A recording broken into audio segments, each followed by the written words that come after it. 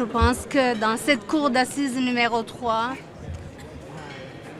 toutes nos victimes ont été reconnues et ça, c'est énorme.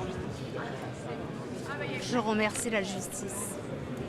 Je ne peux pas dire que nous soyons satisfaits. On condamne un génocidaire, parce qu'on peut dire maintenant un génocidaire, à une peine de prison.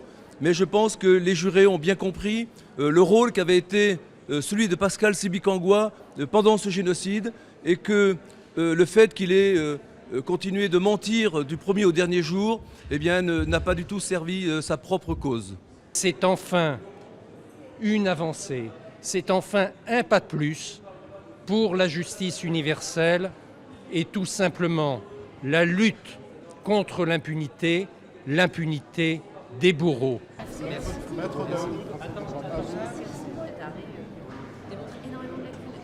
On vous l'a dit que c'était un procès qui était politique. C'est un procès où on rend une décision pour la première fois en France, quelqu'un est coupable d'un génocide, pour envoyer un message fort à Kigali en disant que pendant 20 ans, la France a été mauvaise élève et que maintenant, elle est la première de la classe. Je trouve que c'est une réaction qui me semble pas digne du pays des Lumières. C'est une décision qui me semble manichéenne, une décision qui ne donne la place qu'aux arguments du parquet, qui est simpliste, qui ne prend pas du tout en compte la complexité rwandaise.